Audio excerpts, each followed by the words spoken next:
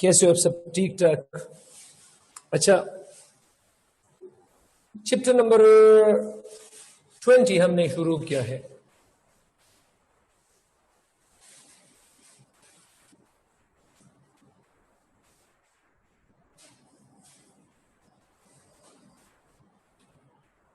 इस चैप्टर का नाम है रिप्रोडक्शन।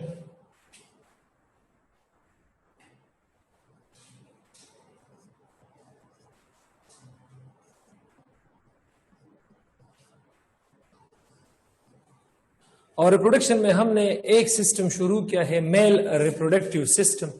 तो इसमें हमने शुरू किया है मेल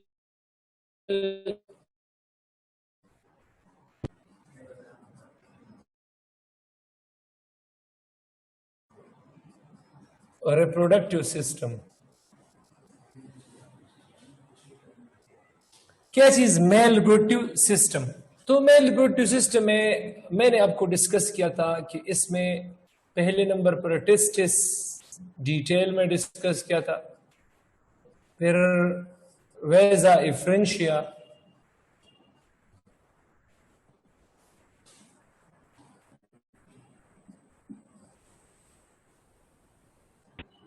तो वेजा इफ्रेंशिया के बाद हमने डिस्कस किया था एपिडिडाइमस, उसके बाद वास डिफरेंस,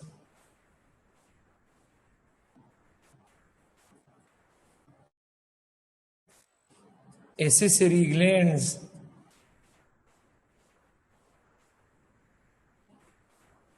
एसेसरी ग्लैंड से जो डक निकलते हैं वास डिफरेंस के साथ मिलकर इजैकुलेटरी डक्ट,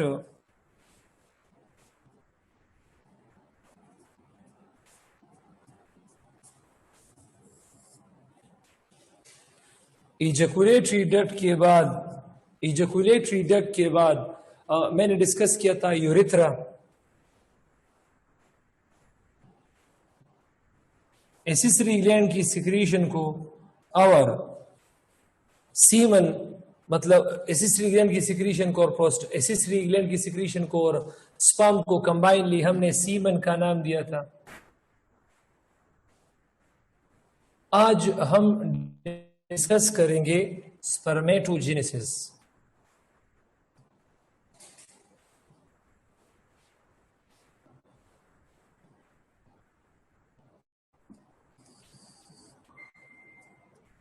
फिर हम स्ट्रक्चर ऑफ स्पर्म डिस्कस करेंगे।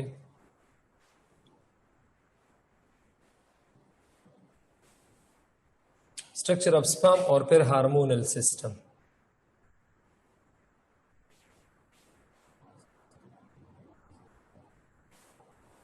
और फिर हार्मोनल सिस्टम। तो चलिए डिस्कस करते हैं। अपनी आज का जो लेक्चर है वो डिस्कस करते हैं स्पर्मेटोजेनेसिस। तो स्पर्मेटोजेनेसिस क्या चीज है, जरा इसको डिस्कस करते हैं। Spermatogenesis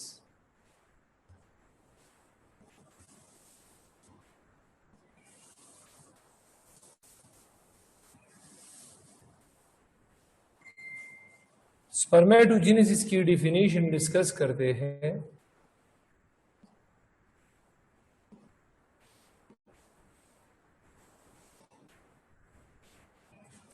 The formation of sperms, spermatids from primary spermatocyte is called formation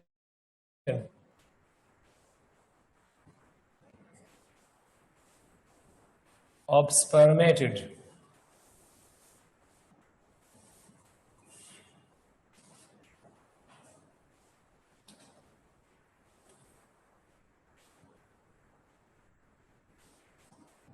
From primary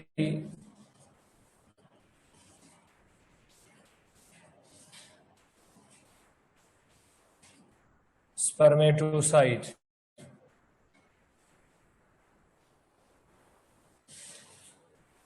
इसका स्पर्मेटोजेनेसिस, इसको हम क्या कहते हैं? स्पर्मेटोजेनेसिस। और ये जो स्पर्मेटोजेनेसिस है इसकी डायग्रामेटिकल एक्सप्लेनेशन करते हैं।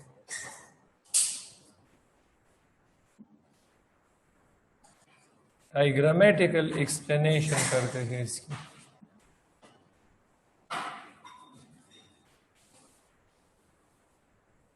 तो डायग्रामेटिकल एक्सप्लेनेशन ये है कि ये हमारे पास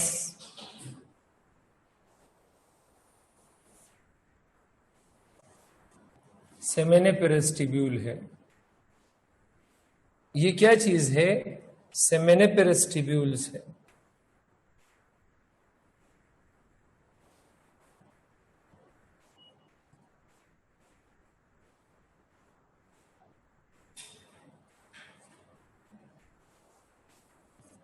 सेमेनिफेरस ट्यूब्यूल की बिल्कुल इसकी बेसल लेमिना में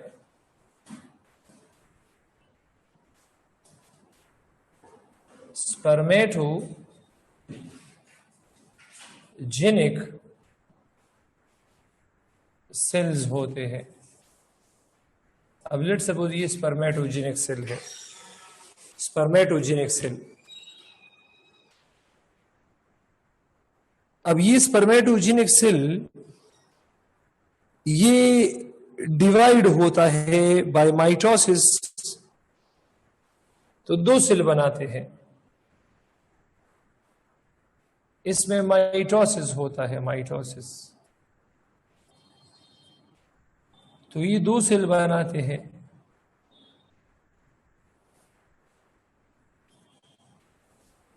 एक को टाइप ए सेल कहते हैं और दूसरे को टाइप बी सेल कहते हैं। इसको टाइप ए सेल कहते हैं और इसको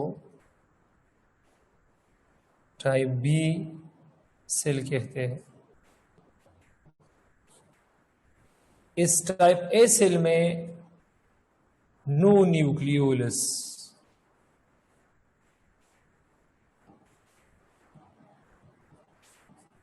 अब न्यूक्लियोलस अगर इसमें नहीं है तो इसमें नो डिवीजन एबिलिटी।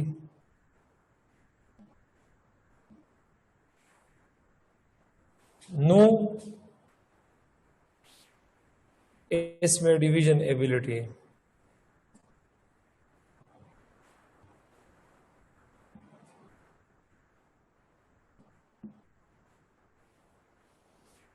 इसमें डिवीजन की एबिलिटी नहीं होगा। तो जब डिवीजन की एबिलिटी नहीं है तो it remains in basal lamina, remains in basal lamina.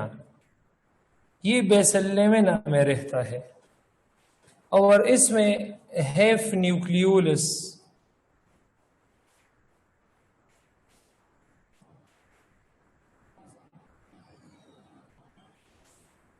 इसमें न्यूक्लियोलस है।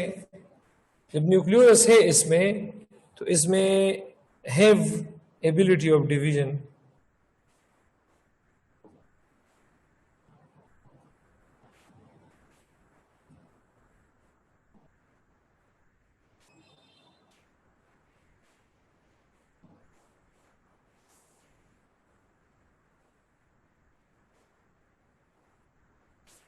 हैव एबिलिटी ऑफ डिवीजन, इसमें डिवीजन की एबिलिटीज है।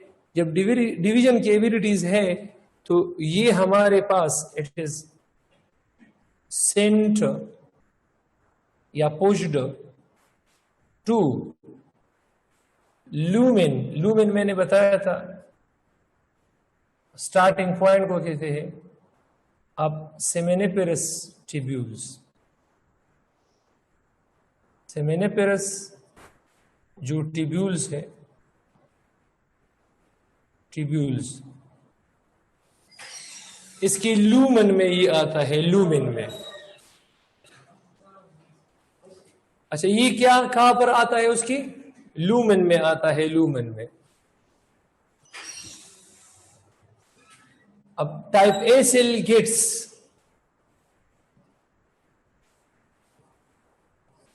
Type A cell in the lumen of seminiferous tubules.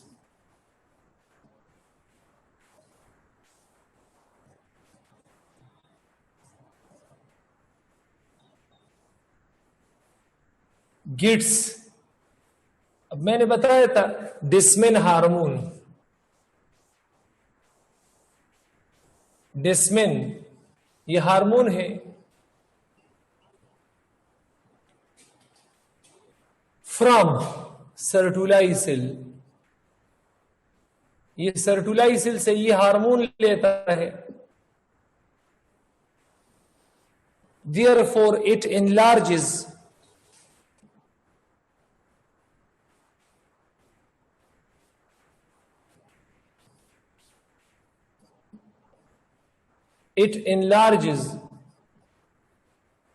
ये बड़ा होता है, therefore it enlarges ये बड़ा होता है, फॉर्मिंग ये टाइप ए सेल से बनता है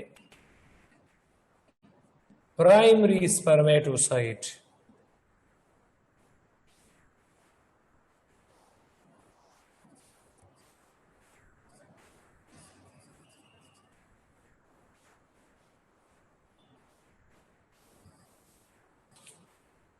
डायग्रामेटिकली ये है कि ये हमारे पास टाइप ए सेल है, और जब ये डिस्मिन का आता है, डिस्मिन, इसको जब डिस्मिन मिलता है फ्रॉम सर्टुलाई सेल,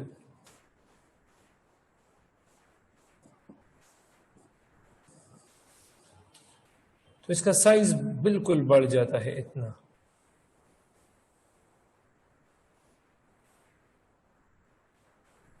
अब ये टाइप ए सेल है,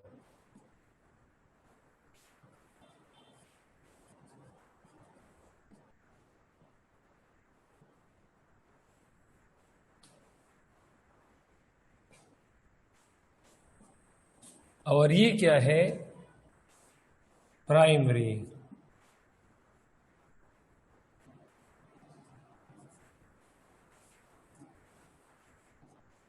स्पर्मेटोसाइट,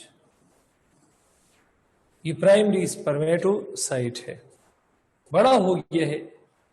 अब इसमें इस प्राइमरी स्पर्मेटोसाइट में मियासिस 1 होता है, यहां पर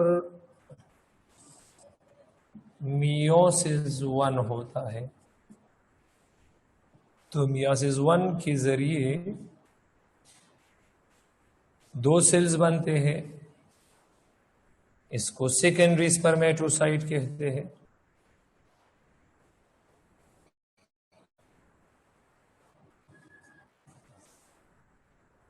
स्पर्मेटोसाइट कहते हैं, इसको भी हम सेकेंडरी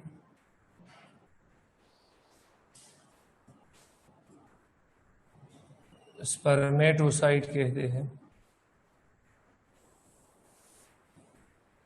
अब मियासिस 1 हुआ है तो डेफिनेटली मियासिस 2 भी होगा, तो यहां पर मियासिस 2 भी होता है, दोनों कंडीशन में मियासिस 2 भी होगा।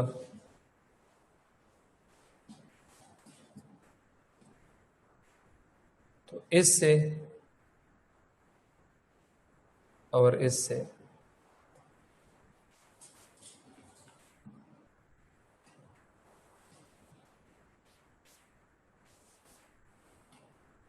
स्पर्मेटिड बनते हैं।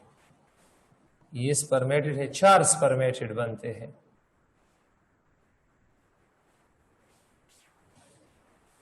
ये भी स्पर्मेटिड है।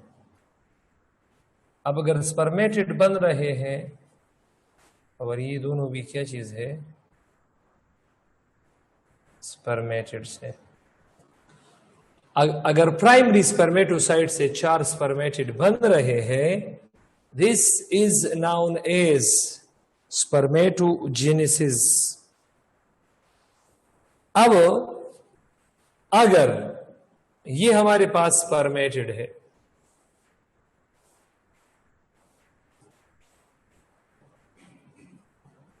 ये हमारे पास क्या चीज है? स्पर्मेटेड है। अगर स्पर्मेटेड कन्वर्ट हो रहा है मोटाइल स्पर्म में इस तरह,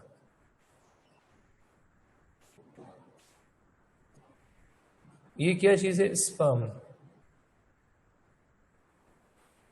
तो इसको स्पर्म यूजेनेसिस कहते हैं। स्पर्म यूजेनेसिस में स्पर्मेटेड कन्वर्ट होगा इनटू मोटाइल स्पर्म। ये क्या है? स्पर्मियोजेनेसिस।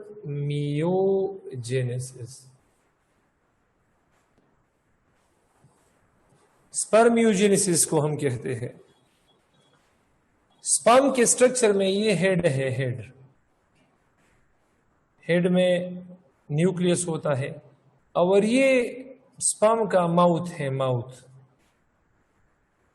और ये माउथ गोल्जी बॉडी से बना है, और इसको एक्रोसोम कहते हैं।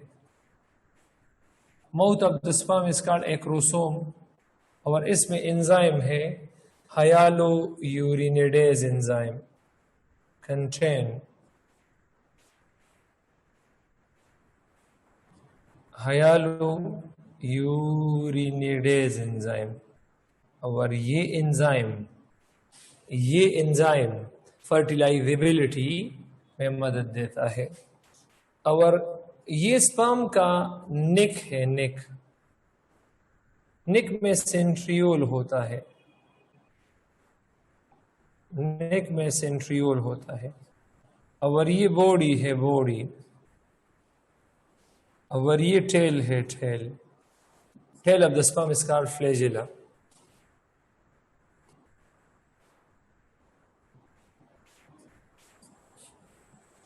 अब रिमेंबर, स्पर्म के नेक को और स्पर्म के बॉडी को कंबाइनली, इन दोनों को हम मिडल पीस कहते हैं। मिड पीस या मिडल पीस।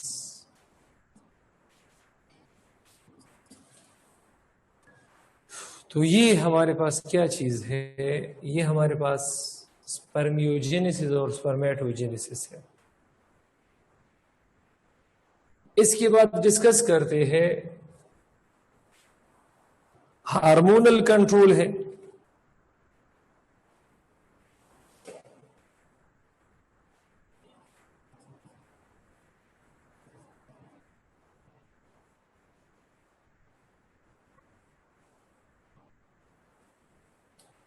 तो हार्मोनल कंट्रोल किस तरह है?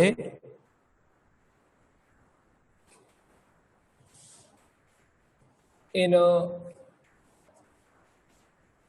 spermatogenesis followed by spermiogenesis। तो ये किस तरह है?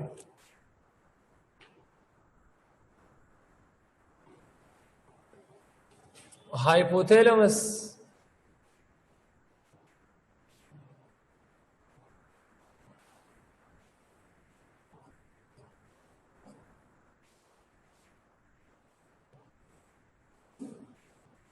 ये रिलीज करता है। मैंने बताया था हाइपोथैलेमस में हार्मोन प्रोडक्शन होती है। तो इसमें एक हार्मोन गोनेडोट्रोपिन रिलीविंग हार्मोन, और ये हार्मोन आता है एंटीरियर पिट्यूटरी ग्लैंड पर।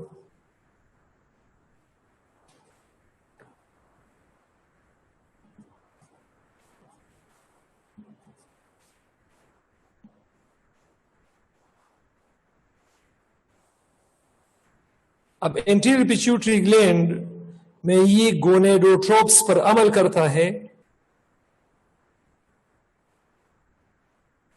मैंने बताया था गोनेडोट्रोप्स, तो ये उधर गोनेडोट्रोप्स पर अमल करता है। और गोनेडोट्रोप्स पर जब ये अमल करता है तो उधर दो चीजें पैदा होती है, दो किस्म के हार्मोन्स। एक है इफ इस इच, वहां से रिलीज होता है।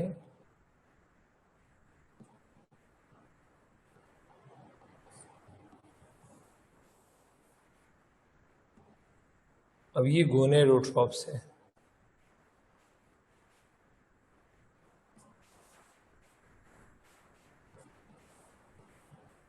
तो गोनेडोट्रोप से रिलीज होता है follicle stimulating hormone FSH,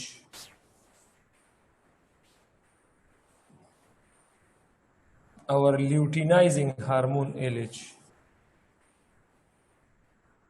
ये रिलीज होता है।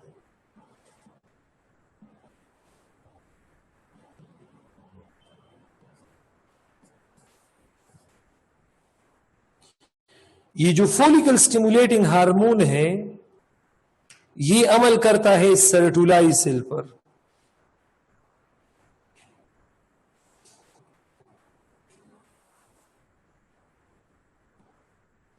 पहले मैं इसको, पहली एक्टिविटी इसकी होती है, ये जो एलएच है ना, एलएच ये लाइडन सेल को स्टिमुलेट करता है।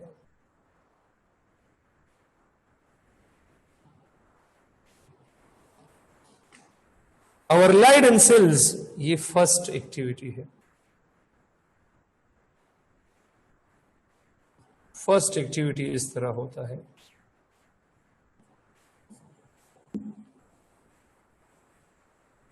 और लाइडन सेल्स या लाइडिक सेल्स,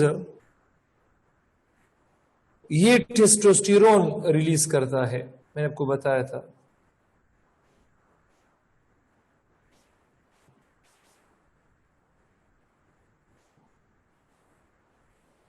और ये टेस्टोस्टेरोन, ये माइटोसिस इन स्पर्मेटोजेनिक सेल, वो जो अभी मैंने बताया स्पर्मेटोजेनिक सेल्स, वो जिससे टाइप ए और टाइप बी सेल फिर बनते हैं, मतलब अभी अभी मैंने डिस्कस किया। ये माइटोसिस किसका काम है? ये एलएच का काम है, क्योंकि एलएच ने टेस्टोस्टेरोन को,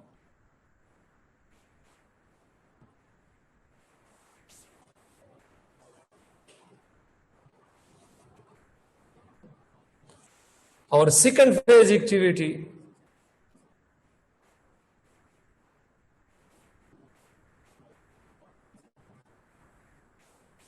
एफएसएच का है। तो एफएसएच सर्टुलाई सेल्स पर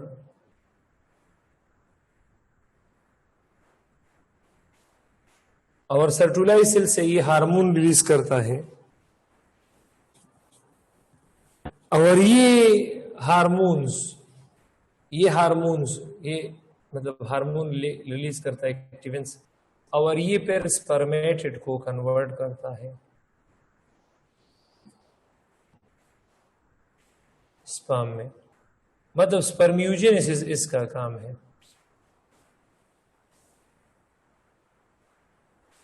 ये एफएसएच इनिशिएट्स, ये क्या है? इनिशिएट्स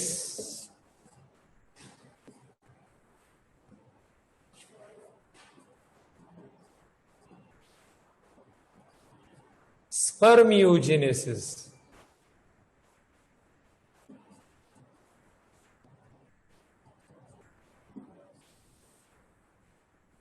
और ये जो एलएच है, LH initiates spermatogenesis.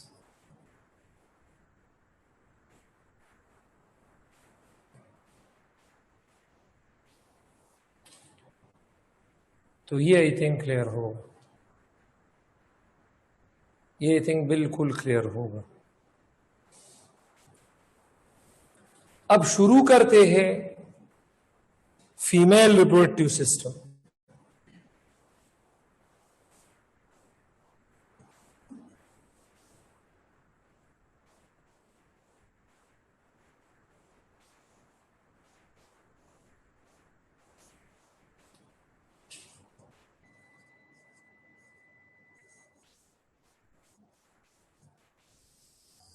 Female reproductive system,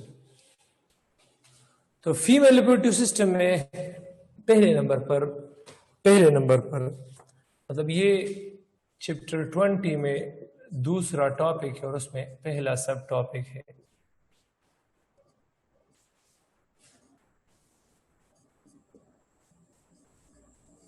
ovaries. तो ओवरीज इसकी इंट्रोडक्शन करते हैं।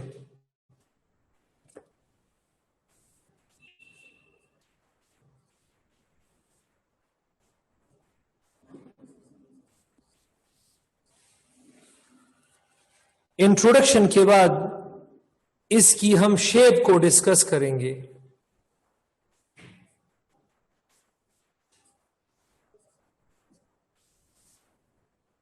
फिर इसकी हम लेंथ को डिस्कस करेंगे। फिर इसकी हम विड्थ को डिस्कस करेंगे।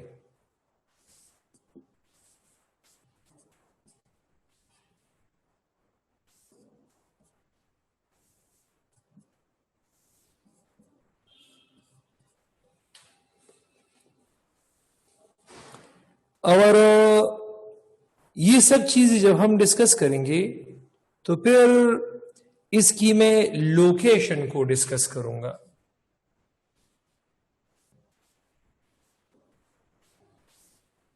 और लोकेशन के बाद मैं इसके स्ट्रक्चर को डिस्कस करूंगा।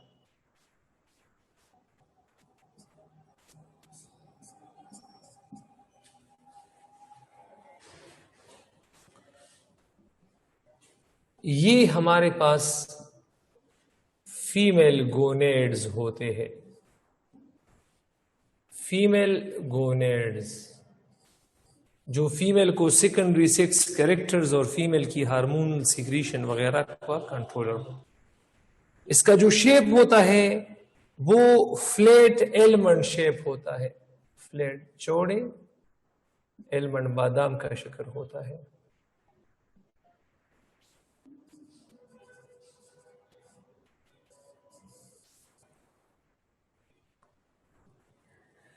इसकी जो लेंथ है वो 3 to 5 सेंटीमीटर ये लॉन्ग है और 2 to 3 सेंटीमीटर ये क्या है, वाइड है।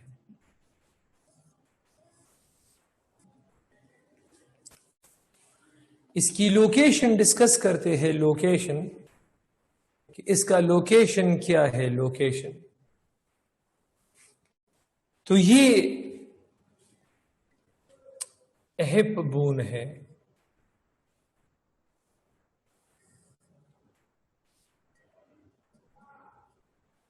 हिप बोन है। कॉक्सल बोन इसको हम कहते हैं। और मैंने बताया है ये पेल्विस है, पेल्विस रीजन है। और ये भी इस तरह एक दूसरा हिप बोन है।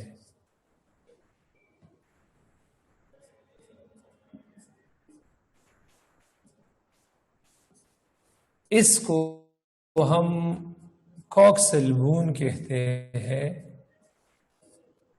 और ये असल में पेल्विस रीजन है। अब दो बोन्स के दरमियान लिगामेंट्स है। लिगामेंट्स, इस बोन के दरमियान क्या है, लिगामेंट्स है। और इस लिगामेंट्स को मीजोवेरियम कहते हैं। ये असल में क्या चीज है, ये असल में लिगामेंट्स है। The ligaments present between hip bones in pelvis is known as mesovarium।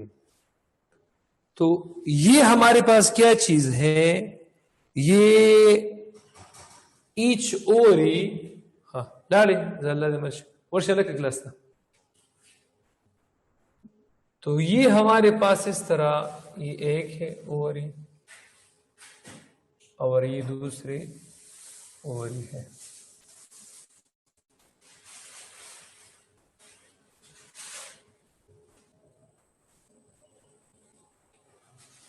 सो दो ओवरीज हैं और ये दोनों ओवरीज ये attach to mesothelium in pelvis region।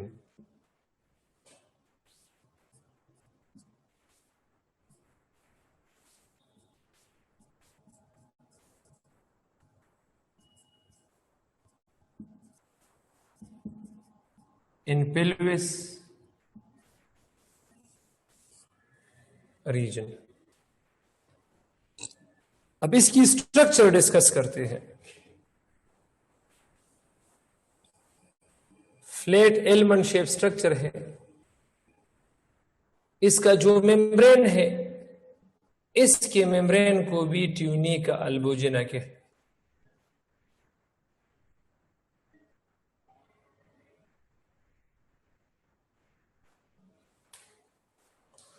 तो इसके मेम्ब्रेन को भी हम क्या कहते हैं? ट्यूनिका एल्बोजिना। क्या चीज? ट्यूनिका एल्बोजिना कहते हैं। इसकी नीचे कॉर्टेक्स है, कॉर्टेक्स। इसकी नीचे क्या चीज है? कॉर्टेक्स है।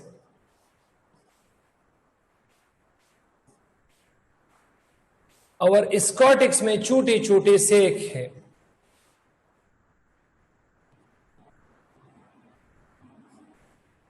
ओवरी के कॉर्टेक्स में छोटे छोटे सेक्स है। इन छोटे छोटे सेक्स को हम ओवेरियन फॉलिकल्स कहते हैं। क्या चीज कहते हैं?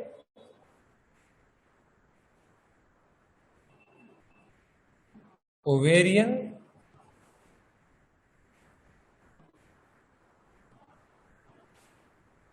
फॉलिकल्स जिसको हम कहते हैं। तो कॉर्टेक्स में हमारे पास क्या चीज है? Contain ovarian follicles.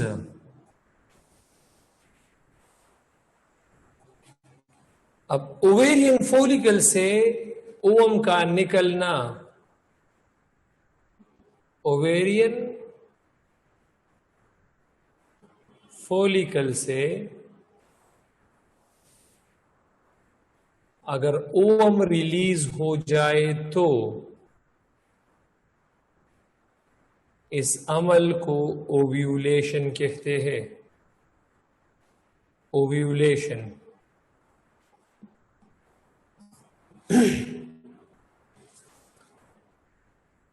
Empty contracted ovarian follicle is called corpus luteum।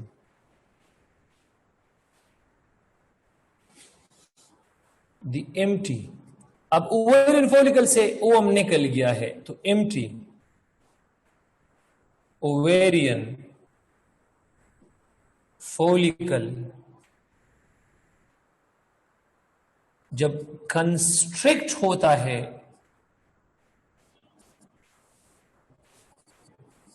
जब वो कंस्ट्रिक्ट होता है तो उसको कार्पस ल्यूटियम कहते हैं।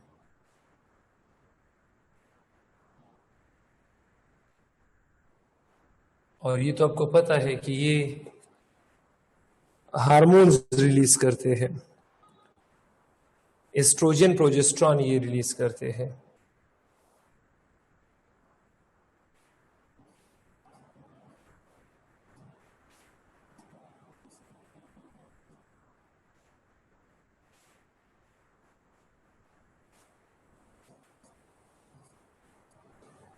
और बिल्कुल इसके दरमियान में जो पार्ट है, ओवरी के बिल्कुल दरमियान में जो पार्ट है, उसको मेड्यूला कहते हैं। और इस मेड्यूला में ओवरी के जो ब्लड वेसल्स वगैरह है, medulla of the ovary contain neuron, blood vessels etcetera, lime vessels वगैरह वगैरह।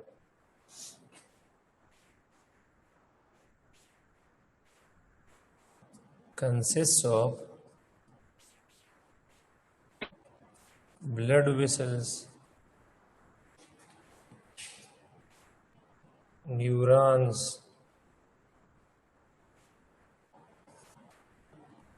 etc.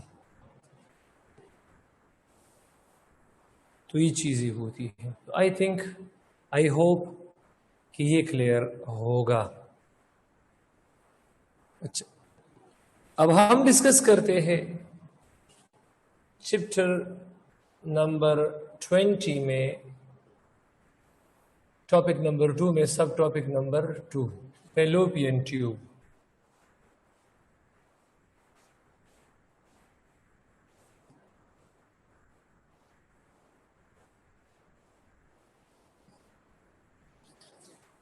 फैलोपियन ट्यूब्स, ये ट्यूब्स होते हैं, फैलोपियन ट्यूब्स। इन ह्यूमन इसको हम यूटेराइनल ट्यूब्स कहते हैं।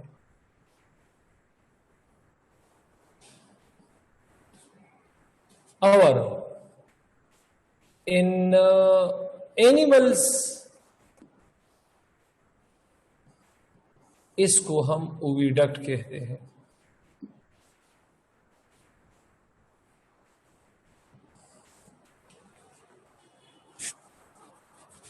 अब ये हमारे पास एक ओवरी है और ये दूसरी ओवरी है। अब ओवरी से एक 10 सेंटीमीटर लॉन्ग ट्यूब अराइज होता है, जो कि यूटेरस में ओपन होता है। अब ये यूटेरस है। फैलोपियन ट्यूब्स हमारे पास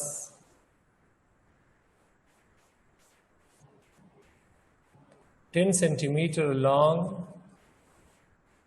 tube which starts from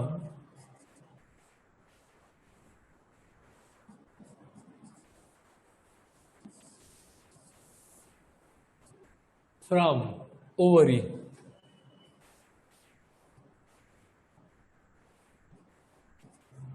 and opens in uterus.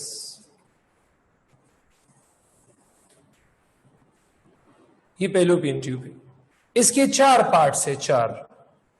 ये वाला पहला पार्ट है, ये दूसरा पार्ट है, ये तीसरा पार्ट है और ये वाला चौथा पार्ट है।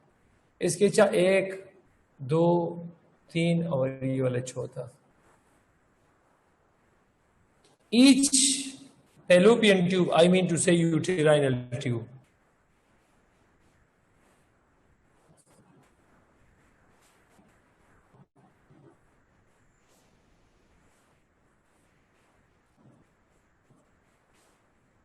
each uterine tube has 4 parts.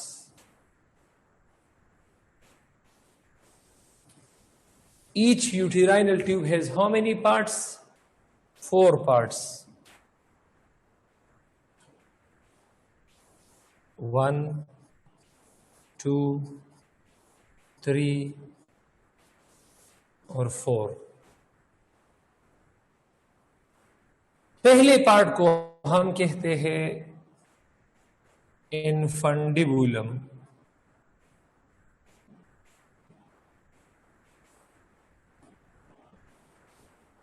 दूसरा पार्ट है एम्पुला। उधर डायग्राम से ये इनफंडिबुलम है, ये एम्पुला है, ये एस्थमस है।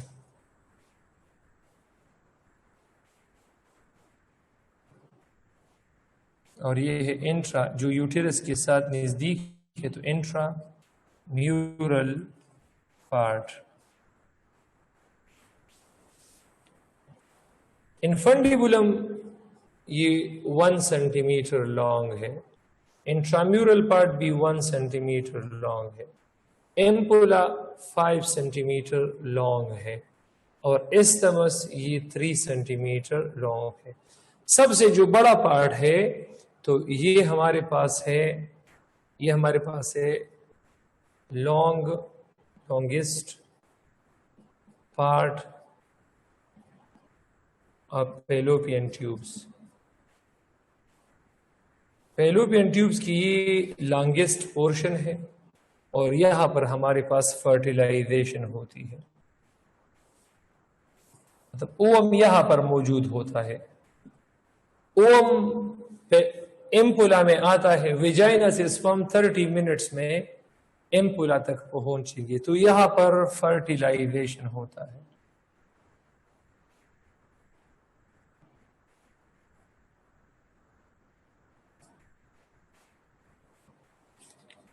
फर्टिलाइजेशन। अब इसकी कंपोजिशन करते हैं फैलोपियन ट्यूब।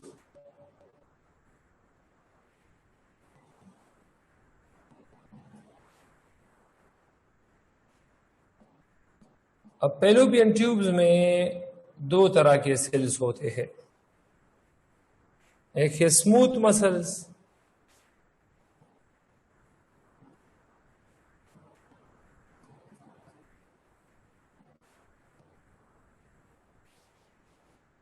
और दूसरे नंबर पर एपिथेलियल सेल्स होते हैं। दूसरे नंबर पर एपिथेलियल सेल्स होते हैं।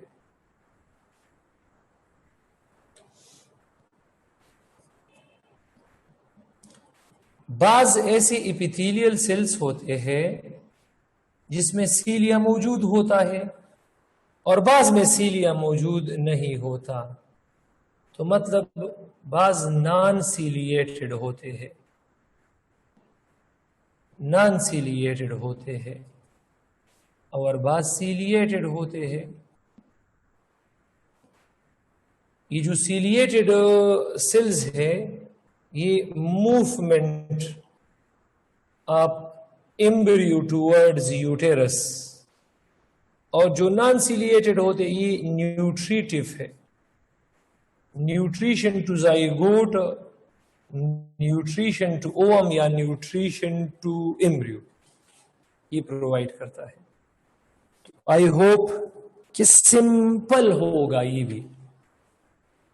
इसके बाद डिस्कस करते हैं चैप्टर नंबर 20 में दूसरा टॉपिक फीमेल रिप्रोडक्टिव सिस्टम में, थर्ड, और जिसका नाम क्या है, जिसका नाम है हमारे पास यूटेरस। अब यूटेरस, इसकी हम डिस्कशन करते हैं, मतलब इसका मैं पहले लोकेशन डिस्कस करूंगा।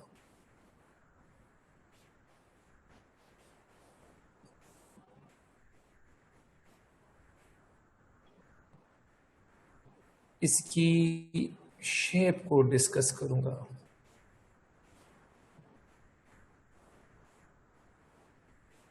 इसकी पोजीशन को डिस्कस करूंगा।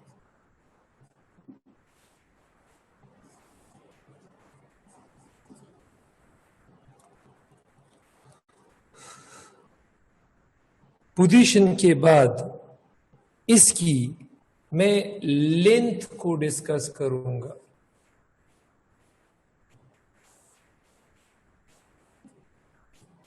फिर मैं विड्थ को डिस्कस करूंगा।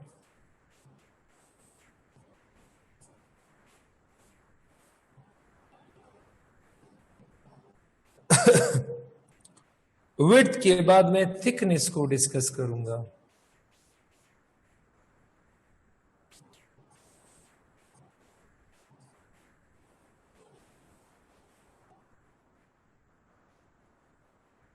फिर मैं इसकी पार्ट्स को डिस्कस करूंगा और फिर मैं इसके लेयर्स को डिस्कस करूंगा। सीक्वेंस इस तरह। अच्छा, इसकी लोकेशन, तो ये लोकेटेड इन पेल्विस।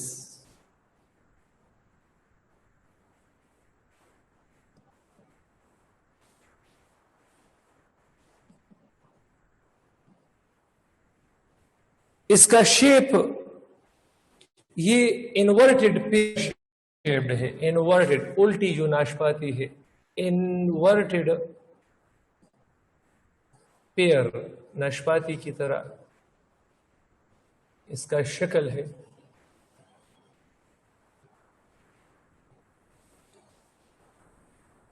ये रिक्टम के बिल्कुल सामने है, इंटीरियर है, और यूरिनरी ब्लैडर के बिल्कुल पीछे है, पोस्टीरियर। तो ये है interior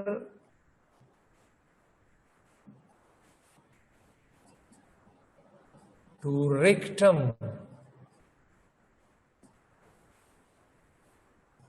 our posterior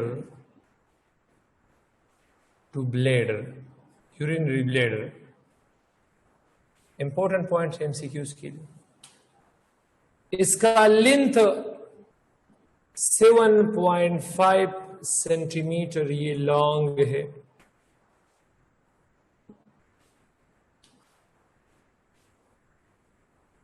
five centimetre ये वाइड है।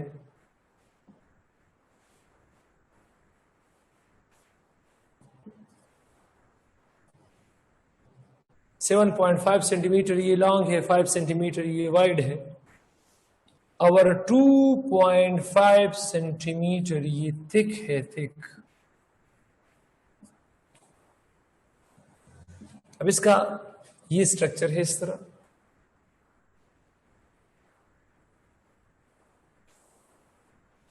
इन्वर्टेड पेयर शेप स्ट्रक्चर है इस तरह। इसका ये इस तरह स्ट्रक्चर है।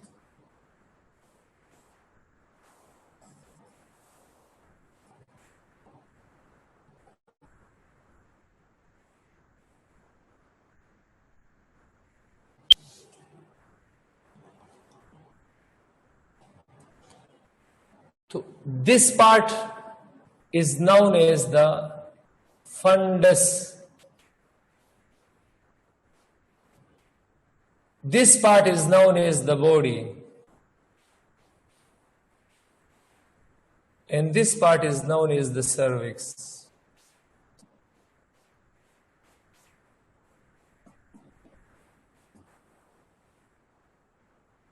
ये क्या चीज है? ये है यूटेरस। तो यूटेरस की 3 parts. Doom shape structure is called fundus. The middle long portion is called the body and the lower portion is called the cervix. अब ये जो cervix है इसमें गॉबलेट सेल्स है और गॉबलेट सेल्स म्यूकस पैदा, समझ लगा?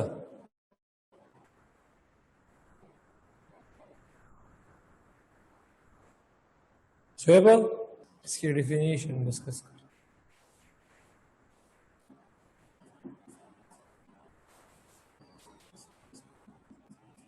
जुहेबा डिस्टर्बेंस रावले यार। जी जुहेबा,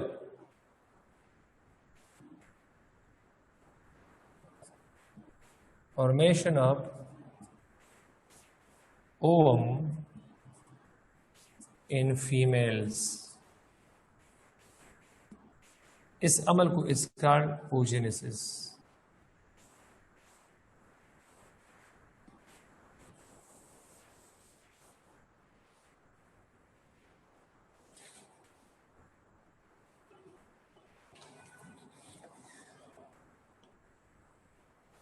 oogenesis की onset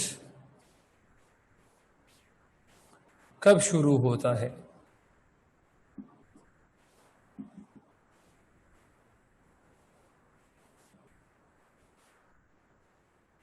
oogenesis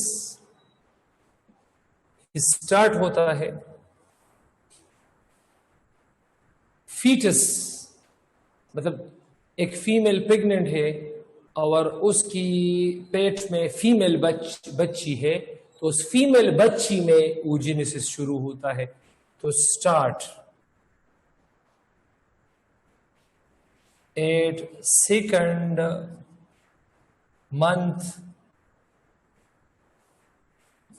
of embryonic life, embryonic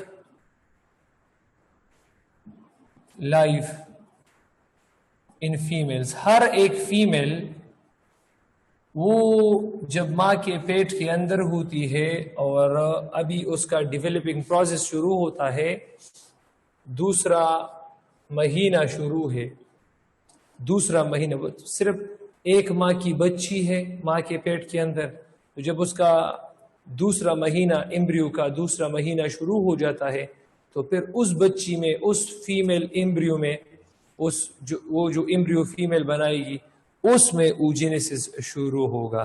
5th week of embryonic development.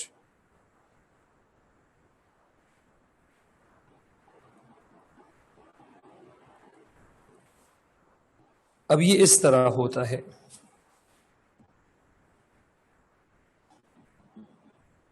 मतलब फीमेल फीटस है, एक बच्ची है, ऑफ एज, सिर्फ उसकी एज 5 वीक्स है।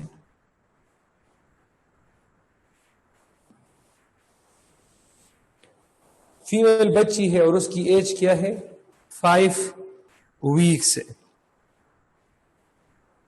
उसके वजूद में स्टेम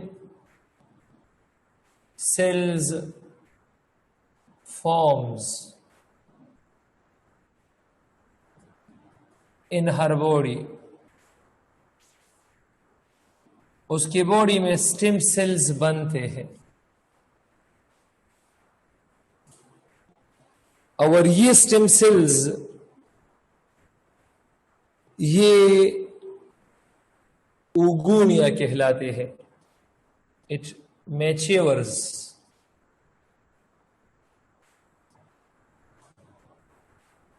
फॉर्मिंग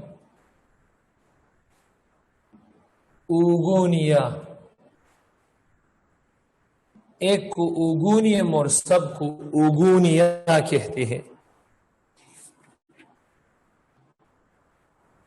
क्या चीज? शाबाश, oogonia। अब फिर इस oogonia में मतलब माइटोसिस शुरू हो जाता है। ये जो oogoonium है, इस oogoonium में माइटोसिस शुरू हो, जो मतलब प्रोसेस बढ़ता है। अब ये oogoonium है,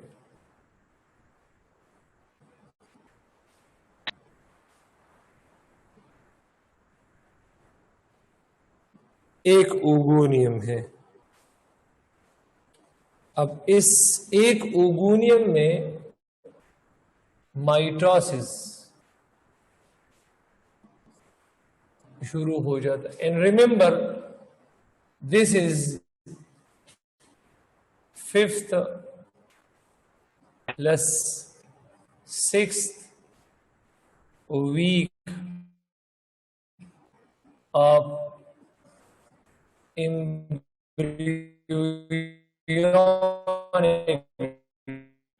development,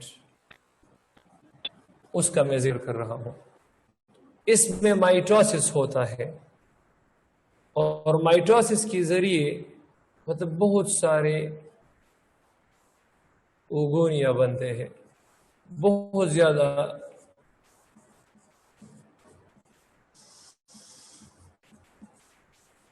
मैनी oogonia बनते हैं। मैं लिख सकता हूं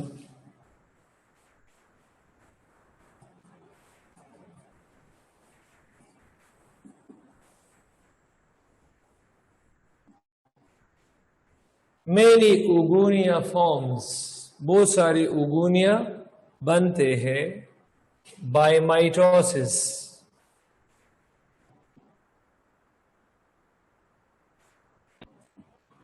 अनटिल, कब तक? 12th week of embryonic development.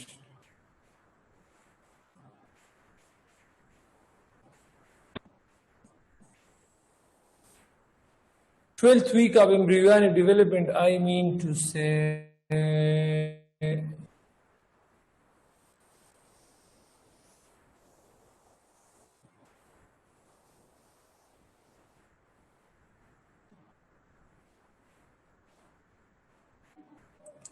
ये क्या चीज है? ये 3 weeks completion of 3 months completion of first trimester. 3 weeks I mean to say 12 weeks I mean to say 3 months है। तो बहुत सारे उगुनिया बनते हैं।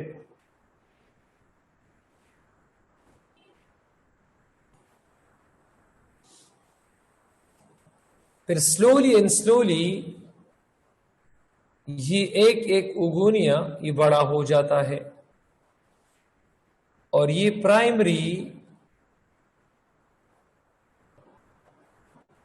oocyte कहलाता है।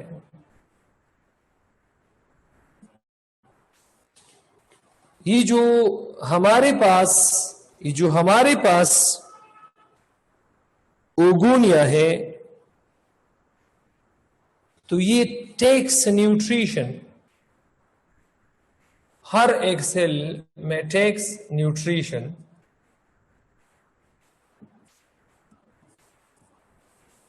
सो इट enlarges,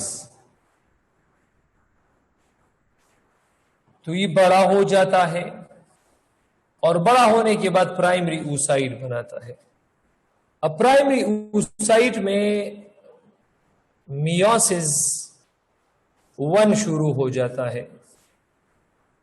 अब मियोसिस 1 में 4 स्टेप्स है। एक है प्रोपेज 1, दूसरा है metaphase 1,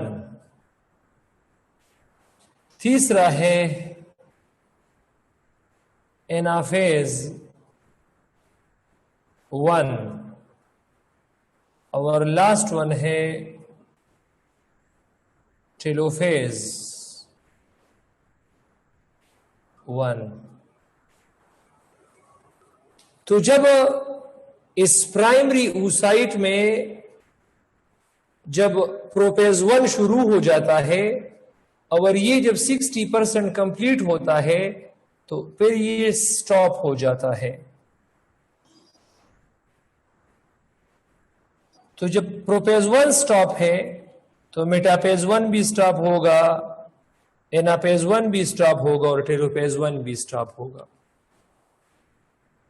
On 13th week of embryonic development,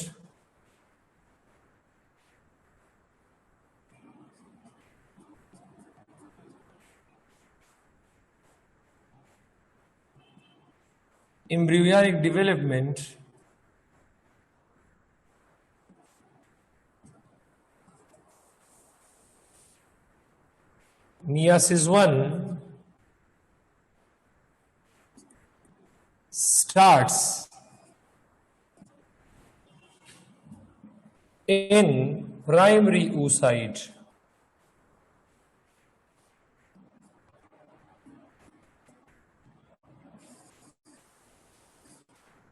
But it soon stops in प्रोपेज 1। क्यों स्टॉप होता है?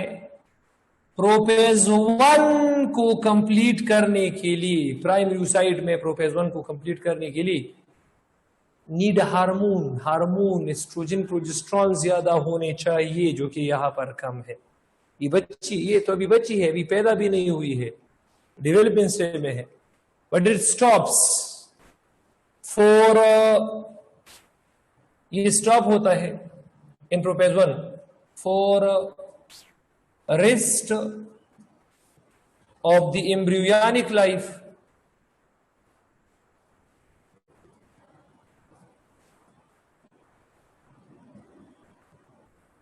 For rest of the embryonic life. फिर बर्थिंग होता है एम्ब्रियोनिक लाइफ, मतलब तीसरा महीना तो चौथा महीना मियासिस 1 प्रोपेज 1 में स्टॉप है, 5वां महीना स्टॉप है, 6वां महीना स्टॉप है, 7वां महीना स्टॉप है, 8वां महीना स्टॉप है, 9वां महीना स्टॉप है। बच्ची पैदा होती है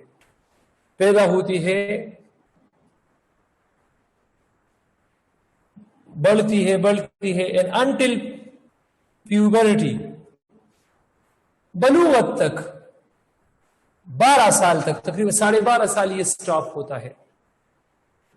जब प्यूबरिटी आती है तो फीमेल में हार्मोन ज्यादा होता है। अब जब ऑनसेट आती है प्यूबरिटी, फीमेल में बलूगत आती है तो मोर हार्मोन लेवल होता है। हार्मोन लेवल जब ज्यादा होता है तो myiasis 1 in primary oocyte, myiasis 1 रीस्टार्ट्स, तो ये दोबारा स्टार्ट होता है। तो ये हमारे पास वही प्राइमरी oocyte था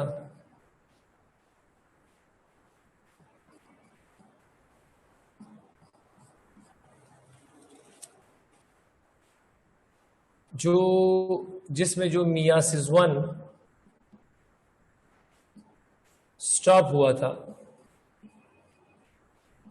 प्रोपेज 1 में,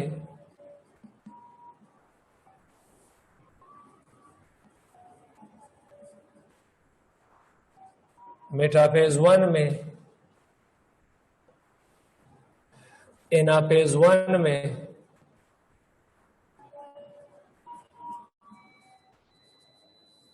एंड टेलोफेज 1 में।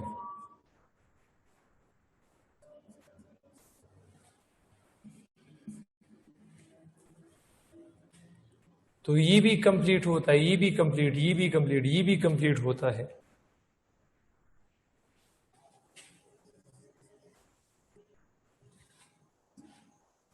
On the onset of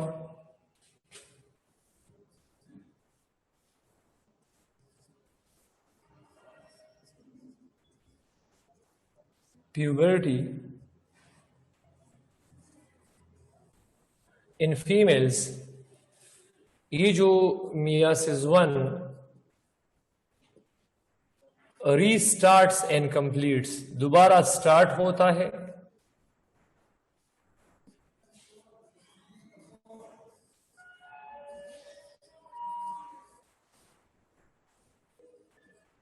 and completes, forming two unequal cells.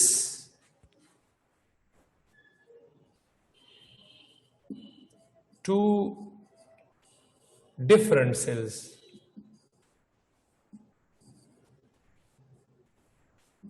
क्योंकि यार ये मियासिस 1 तकरीबन 12.5 साल रुका है, इंस्टेंट नहीं हुआ है। एक हमारे पास छोटा सेल है और एक बड़ा सेल है। इस बड़े सेल को हम सेकेंडरी oocyte कहते हैं।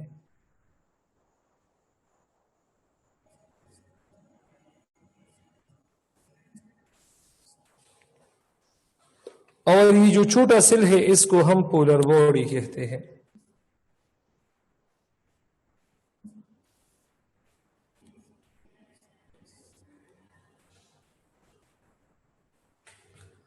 फिर यहां मियासिस 2 शुरू होगा। मियासिस 2 में प्रोपेज 2 कंप्लीट हो जाएगा।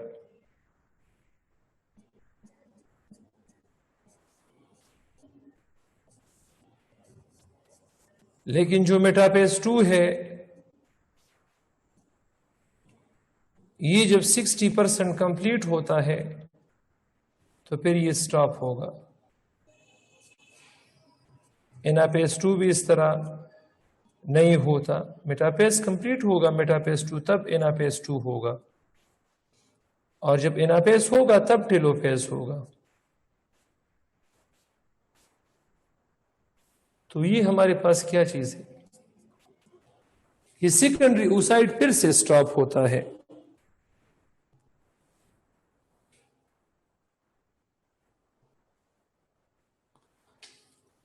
और इस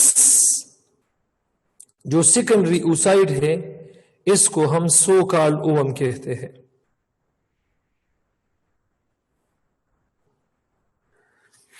अब सेकेंडरी oocyte में मियासिस 2 कब कंप्लीट होगा, जब स्पर्म पेनिट्रेशन होगा।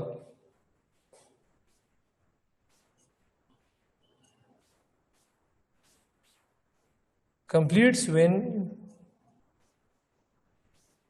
sperm penetration occur। और sperm penetration के लिए मतलब ये फीमेल शादी करेगी, penetration occurs। तो इसका मतलब ये है कि हम जो फीमेल में ओम ओम का जिक्र करते हैं, तो ये एक्चुअली सेकेंडरी सो कॉल्ड ओम है।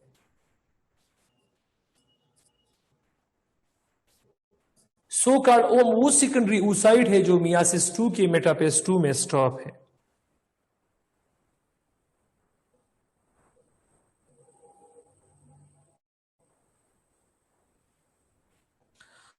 अब जब इस में स्पर्म पेनिट्रेशन होगा, स्पर्म पेनिट्रेशन, तो फिर ये हमारे पास इस तरह ये ओवम बनाएगा,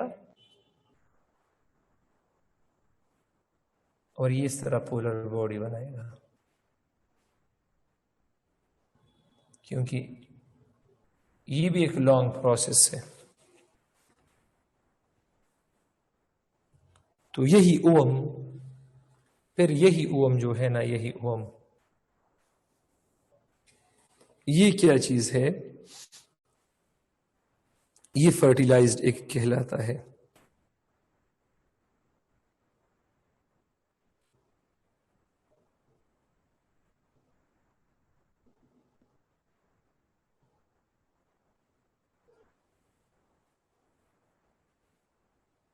तो ये हमारे पास क्या चीज था, oogenesis था।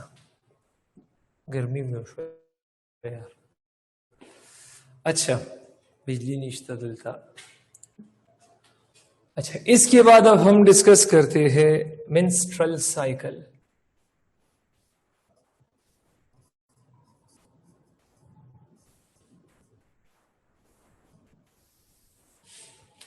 menstrual cycle।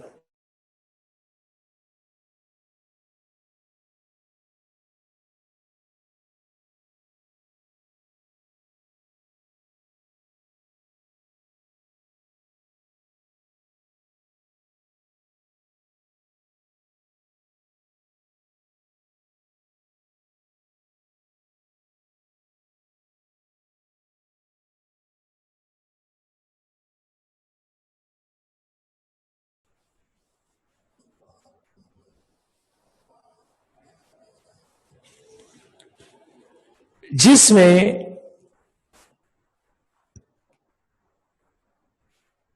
साइक्लिक चेंजेस आती है यूटेरस के इन विच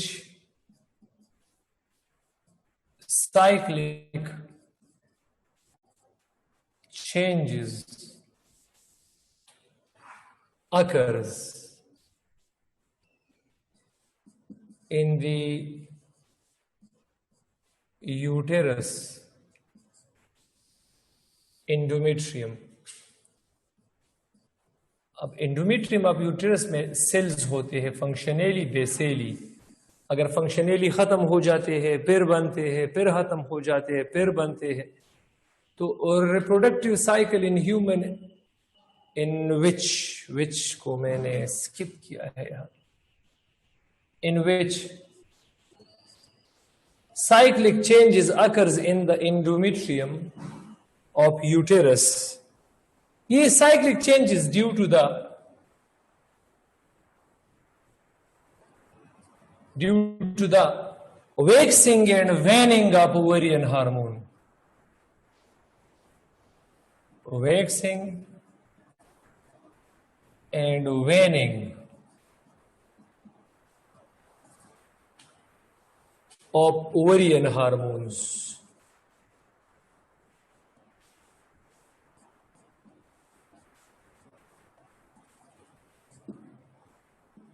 वैक्सिंग ज्यादती, हार्मोन की ज्यादती, वेनिंग हार्मोन की कमी। तो इसको हम मेंस्ट्रुअल साइकिल कहते हैं। मेंस्ट्रुअल साइकिल की description, menstrual cycle monthly cycle है। It starts at puberty.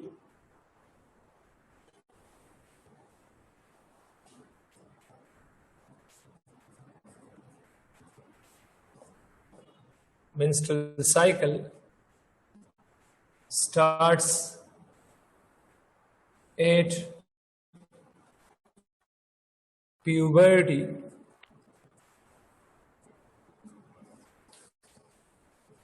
Menstrual cycle starts at puberty. Puberty बलूगत में शुरू in the first menstrual cycle, and the first menstrual cycle is called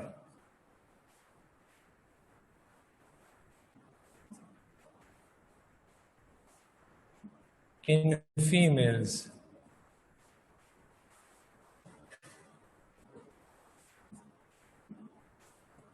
is called menarche.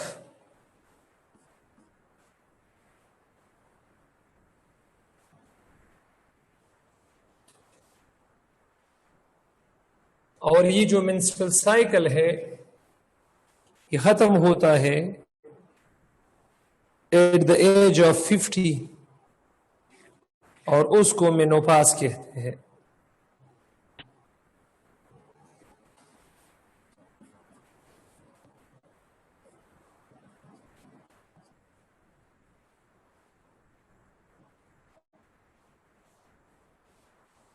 Menstrual cycle stops near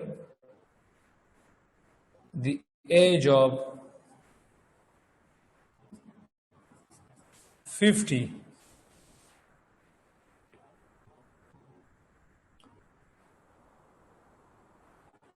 And this is known as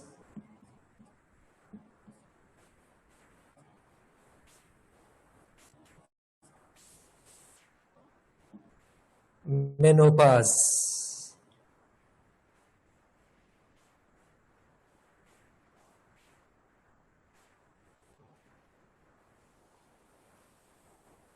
Of stages of menstrual cycle, तो menstrual cycle के 3 stages है। असल में ये 4 stages है। phase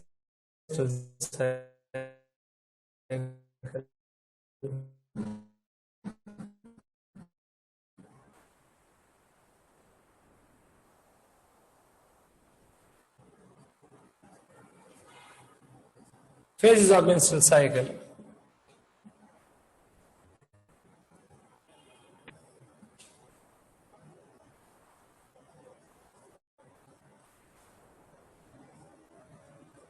Are given below.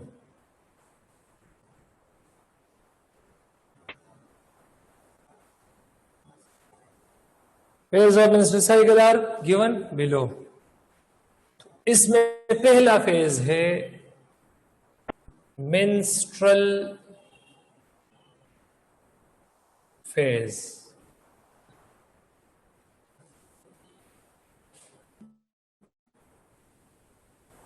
अब जब hormonal level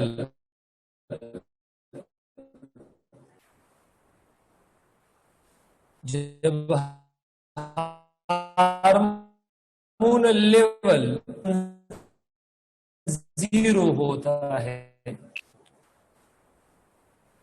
तो endometrium of then endometrium of uterus, endometrium of uterus में मायोमेट्रियम से ब्लड वेसल्स आ चुके हैं ऑफ यूटेरस,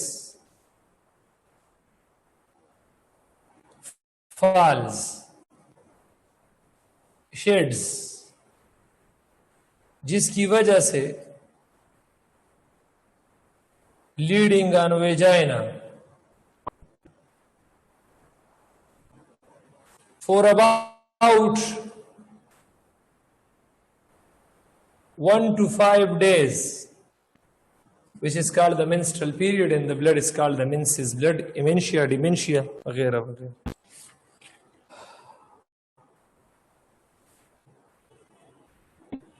अब इसको इस तरह ड्रा करते हैं।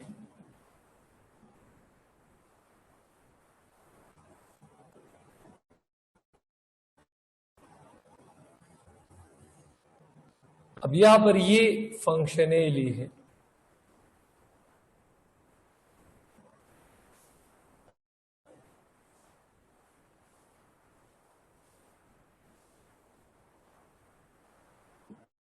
और ये वो बेसेली है,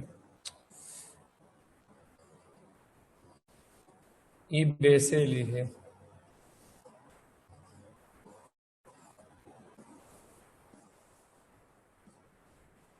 जो ग्रीन पे मैंने लिखे हैं वो बेसिकली है, और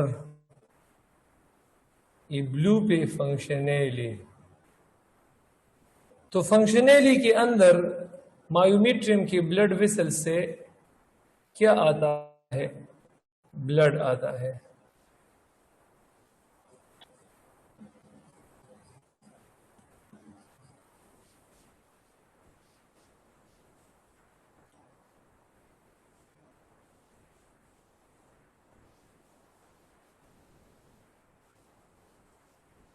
इस तरह। तो जब ओवरियन हार्मोन ये जब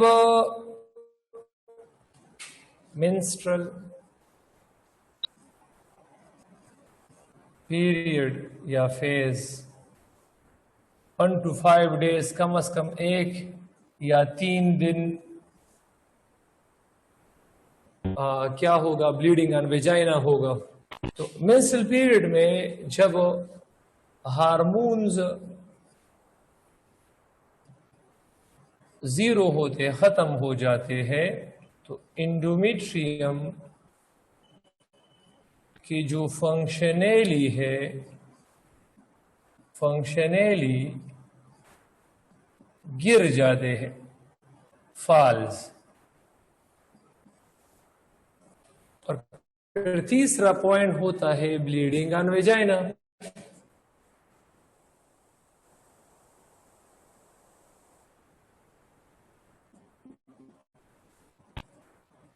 अब इस 3 स्टेटमेंट को पहला फेज ऑफ द मेंस्ट्रुअल।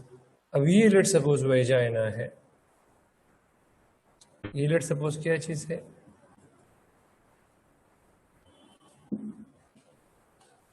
तो ये गिर जाते हैं इस तरह जब हार्मोनल लेवल, तो ये इस तरह खराब जाते हैं, ये इस तरह खराब हो जाते हैं इस तरह। तो यहां से ये जो ब्लड है, ये इस तरह यहां से ये जब खराब हो जाते हैं, तो इस तरह ब्लीडिंग होता है। तो ब्लीडिंग ऑन वेजाइना इस तरह होता है, and this is known as menstrual period. ये क्या चीज है? ये है ब्लीडिंग, और ये वेजाइना है, तो ब्लीडिंग ऑन वेजाइना। तो ये डायग्रामेटिकल व्यू है। इसके बाद दूसरा पेज है ओव्यूलेटरी फेज, जिसका टाइम 6 से 14 दिन होते हैं। 5 डेज तो ब्लीडिंग होती है। इसके बाद क्या चीज होता है? प्री ओव्यूलेटरी स्टेज होता है। अब जब ब्लीडिंग स्टॉप होता है, अब जब when bleeding stops, 5वें दिन स्टॉप होता है, this change is detected by a hypothalamus.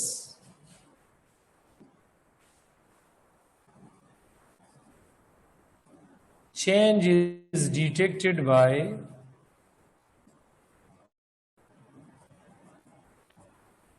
a hypothalamus.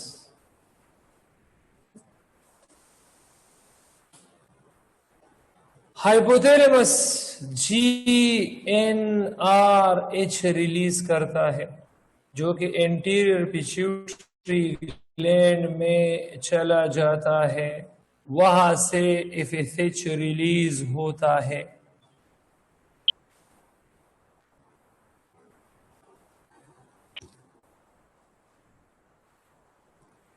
FSH ये 2 काम करता है। FSH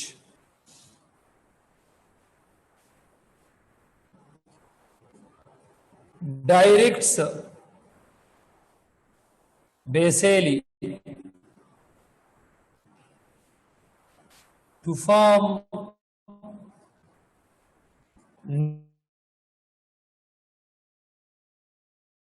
ओवेरियन फॉलिकल है, mature ovarian follicle, Graafian follicle कहलाता है।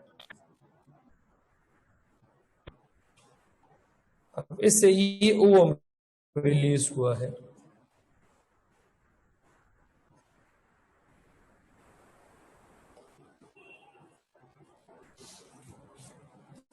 अब ये क्या चीज है? एम्प्टी ओवेरियन फॉलिकल है। अच्छा, मैंने LH यहाँ नहीं लिखा है। एंटीरियर पिट्यूटरी ग्लैंड से LH रिलीज हुआ है। क्या चीज रिलीज हुआ है? LH। LH का एक काम तो ओव्यूलेशन है, और LH का दूसरा काम क्या है? एम्प्टी ओवेरियन फॉलिकल से कार्पस ल्यूटियम बनाना।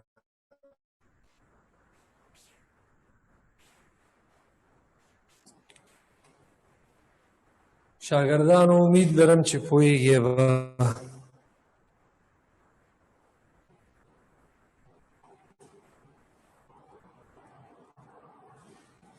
अब इसके बाद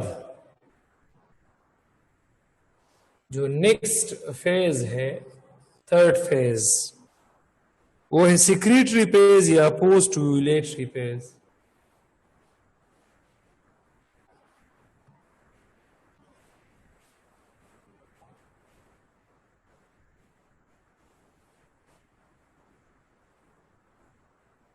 अब इसका जो डेट है, ये 15 to 28 डेज।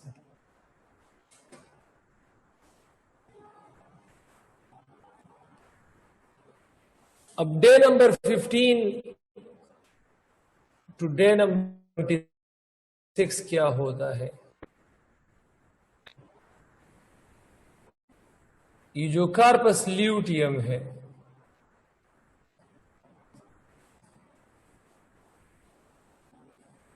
इससे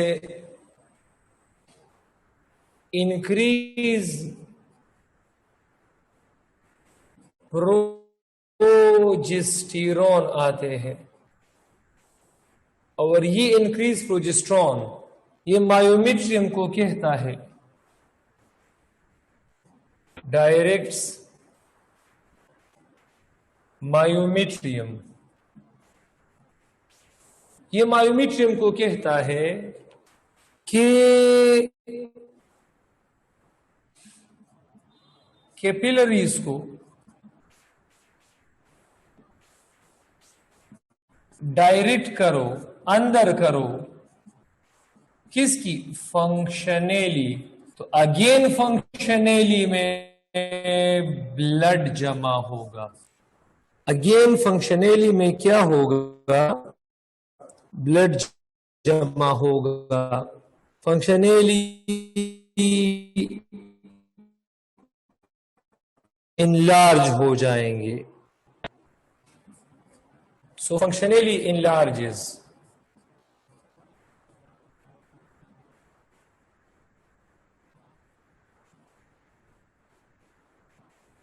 enlarges. और चूंकि इसमें ब्लड होता है तो ये सीक्रीट करेगा ग्लाइकोजन.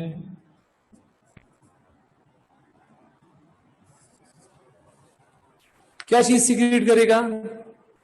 ग्लाइकोजन सीक्रीट करेगा.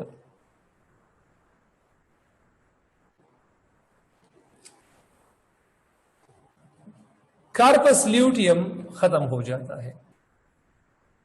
Corpus luteum degenerates on day 25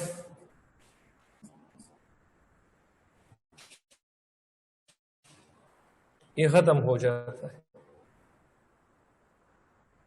तो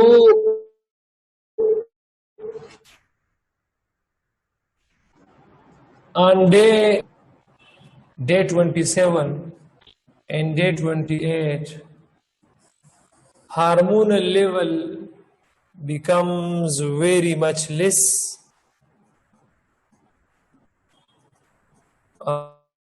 Hormonal level falls.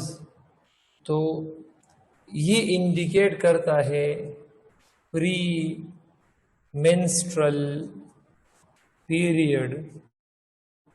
और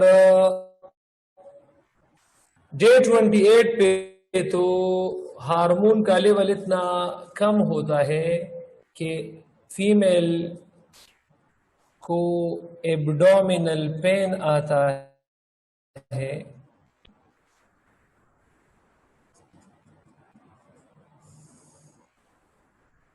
अब हार्मोनल लेवल कम है तो डेफिनेटली अगले ही दिन फिर से मेंसेस शुरू होगा, वगैरह वगैरह वगैरह.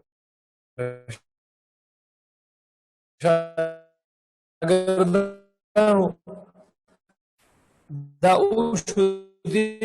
دي sexual transmitted disease دي نو بي غدانوخا دير زياد ستدي مريض زياد كلاسز نو واغشتلن نو او تايم ختم دي. بس ان شاء الله بیا وبګ سبا بل چپټر شروع کوو.